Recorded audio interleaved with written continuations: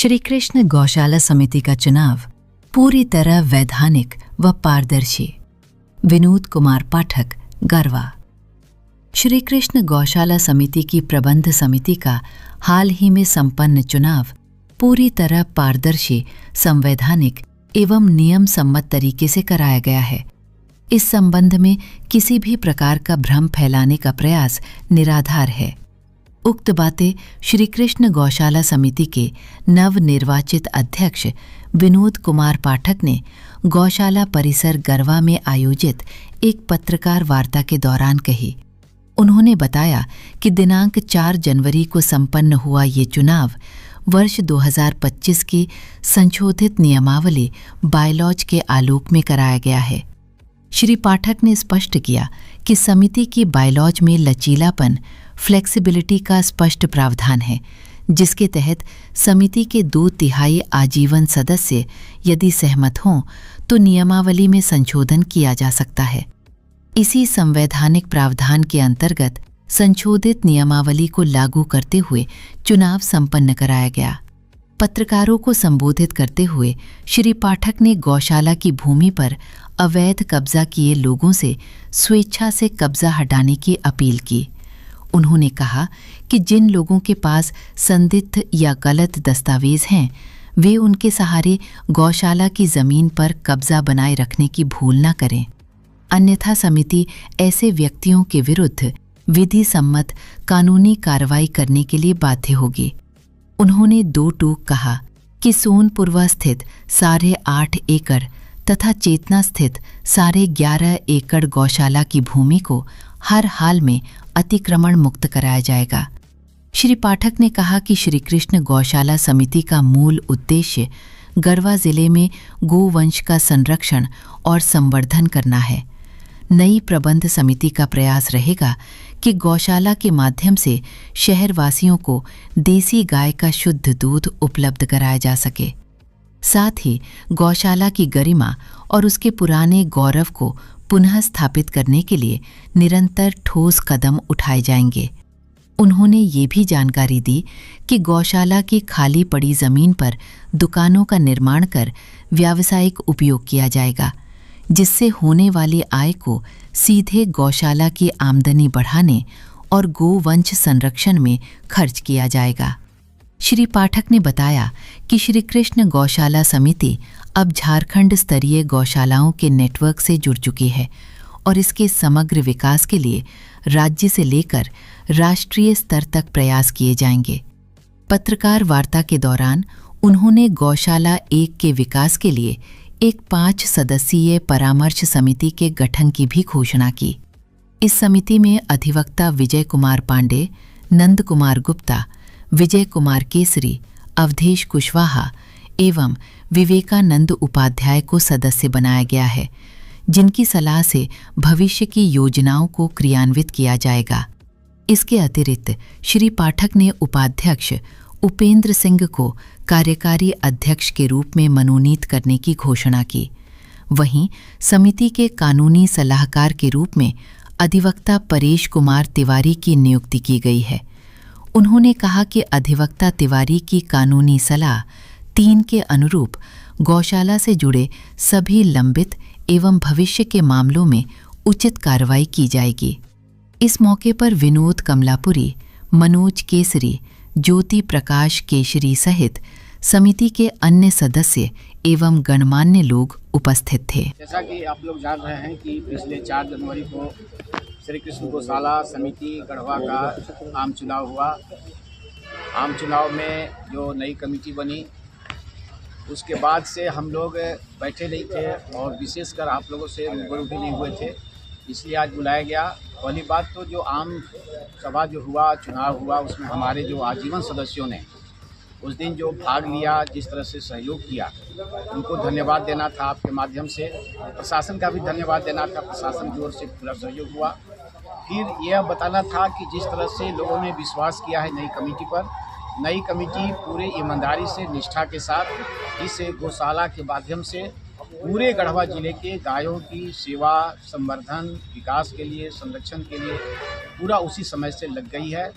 हम सब लोगों के पास हम लोगों ने बैठकर एक विज़न बनाया है कि कैसे जो है यहाँ पर एक सशक्त गौशाला बने, हमारे देसी गायों की संख्या बढ़े, ताकि हम आज की तिथि में यहाँ गढ़वा वासियों को, बाहर के लोगों को भी हम देसी गाय का दूध पिला सकें। तो एक ही है, उसके लिए जो विज़न हम लोगों ने बनाए हैं। साथ साथ अभी हम लोग कमेटी के फॉर्मेशन में भी हैं, अपना परामर्शदात्री सदस्य बना रहे हैं, कार्यकारिणी के सदस्यों को बना रहे हैं। उन सब से आप लोगों को बताना था। साथ ही जो है कुछ लोग जो है अभी भी सब इतना सर्वसम्मति से सौहार्दपूर्ण वातावरण में चुनाव होने के बाद भी कहीं कहीं लोग जो है इसकी संवैधानिकता पर सवाल उठा रहे हैं। उनको भी बताना है कि चुनाव पूरी तरह से जो हमारी नियमावली है उस नियमावली के अनुसार संवैधानिक रूप से हुई है। और श्री कृष्ण गौशाला की नियमावली जो पहले से ही नियमावली है वो इसमें इतना लचीलापन है कि उसमें जब हमारे आजीवन सदस्य 2/3 उपस्थिति होगी पूर्ण बैठक बुला के, जो भी गौशाला के हित में होगा उसमें संशोधन कर सकते हैं। और उस नियमावली में जो आम सभा संशोधन करेगी, इसके बाद पूर्व की जो हमारी नियमावली है वह पूरी तरह से स्वतः निरस्त हो जाएगी और आगे से जो भी कार्य होगा वह उसी जो नई नियमावली, संशोधित नियमावली के अधीन होगा। अभी जो हमारा जो चुनाव हुआ है पिछले 4 जनवरी को, वह हमारे संशोधित नियमावली श्री कृष्ण गौशाला समिति की 2025 के हिसाब से हुआ है। अभी हम लोग कुछ उसमें परामर्शदात्री समिति का गठन कर रहे हैं, कई कमेटियाँ बना रहे हैं, तो उसमें एक जो है उसमें कुछ संशोधन होगा। आगे मेरी नियमावली जो है 2026 हो जाएगी। तो यह लोग सोचता है कि पहले से नियमावली में था क्या था, उससे कोई मतलब नहीं। हमारी जैसी नियमावली सदस्य लोग संशोधित करते हैं, इसके बाद पूरे चाहे पहले से निबंधित हो गैर निबंधित हो स्वतः निरस्त हो जाती है। आगे हम लोग उस नियमावली से काम कर रहे हैं। गौशाला में हम लोगों ने आज आप लोगों के माध्यम से अनुरोध किया उन भाइयों से जो गौशाला सही स्थिति में नहीं थी, सक्रिय नहीं थी, तो उन्होंने गौशाला की ज़मीन में जो दुकान बनाए हैं, किराया नहीं देते हैं, वे किराया देना शुरू कर दें। और जो लोग अवैध अतिक्रमण किए हैं उनसे निवेदन करेंगे कि आप वो हित में, गायों के हित में आप दान स्वरूप ही, ठीक है, कुछ कागज़ होगा आपके पास, कागज़ होगा भी तो आप समझिए कि गायों के हित में अपना दान कर दें। उनको हम एहसास कराना चाहेंगे कि एक क्या समय था कि लोगों ने इतना बहुमूल्य जगह पर जो है उन्होंने दान करके गौशाला को स्थापित किया। आज हमारी स्थिति इतना जो है खराब नहीं है, इतना वैचारिक परिवर्तन भी ठीक नहीं है कि हम उस दान की हुई ज़मीन को जो है हम उसमें हम अपना कब्जा करके कुछ हम बनाएंगे, व्यवसाय शुरू करेंगे, तभी हमारा जो है सो जीविकोपार्जन हो सकेगा। जीविकोपार्जन के कई रास्ते हो सकते हैं। वे दान की हुई ज़मीन को कृपया वो मुक्त कर दें। और इसके बाद निवेदन के बाद भी अगर जो मुक्त नहीं होगी तो फिर कानूनी प्रक्रिया से उस ज़मीन को जो है, जो पूर्वजों का जो यह धरोहर है, उसको हम लोग जो है पूरी तरह से सुरक्षित संरक्षित करने का प्रयास करेंगे। समय लग सकता है और जो खाली ज़मीन है उसका हम लोग कैसे उपयोग करके हम गौशाला की आय बढ़ावें और गायों का संवर्धन संरक्षण हो, इसके लिए पूरा प्रयास में जुटे हुए हैं। इसी को ब्रीफ करने के लिए आज आप सबको बुलाया गया। आज श्री कृष्ण गौशाला समिति के नए जो कमेटी बनी है उसका एक मीटिंग किया गया था। उसमें गौशाला के आगे क्या करना है और पूर्व में जो हुआ है उसके बारे में चर्चा चली। पूर्व में जो कमेटी था, गौशाला का जो इलेक्टेड कमेटी था, उसका मैं सचिव था, तो इसलिए मुझे भी बुलाया गया था। तो पूर्व का जो इलेक्टेड कमेटी का हम लोग का कार्यकाल समाप्त होने के बाद गौशाला का कमेटी कोई एक्टिव रहा नहीं, इलेक्टेड रहा नहीं, तो पहली बार चुनाव हुआ उसके बाद हमारे कार्यकाल के बाद।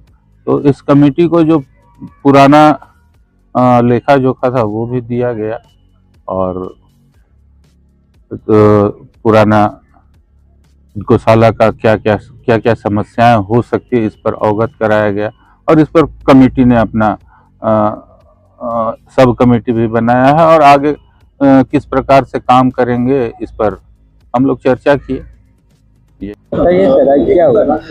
कृष्ण गौशाला परिसर में सारे नवनिर्वाचित पदाधिकारी एवं कार्यकारिणी के सदस्य लोग उपस्थित हुए और सारे लोग एक खुशनुमा माहौल में जो चुनाव प्रभारियों के द्वारा शांतिपूर्वक तरीके से चुनाव कराया गया, संपन्न कराया गया, उसके बाद की बैठक में कार्यकारिणी की विस्तार की गई। आगामी हम लोग सदस्य का भी विस्तार करने वाले हैं और यहाँ गौशाला परिसर एक खुशनुमा माहौल है। यहाँ पर हमारे बहुत तरह के लोग, समाज सेवी संगठन के लोग यहाँ गौशाला की सेवा करने, गौ की रक्षा करने को आ रहे हैं और महिलाओं की भी संख्या यहाँ उपस्थित हो रही है। प्रतिदिन गाय का जो खुराक है और सारी व्यवस्था है वो आत्मनिर्भर गौशाला हो गया है। गौशाला निश्चित रूप से अब बहुत जल्द एक विकास की गति पकड़ेगा और श्री कृष्ण गौशाला गढ़वा पूरे गढ़वा में, झारखंड राज्य में एक प्रथम स्थान पर अच्छे शुरुआत करके और गौशाला अपना नाम रोशन करेगा, यही कामना है। और आज की बैठक भी बहुत सफल हुई और पत्रकार वार्ता भी सफल हुई। सभी पत्रकार बंधुओं को भी मैं धन्यवाद देना चाहता हूं कि आपने मुखर होकर इस कार्यक्रम को दिखाया और चलाया। इसके लिए आप लोग भी धन्यवाद के पात्र हैं। धन्यवाद।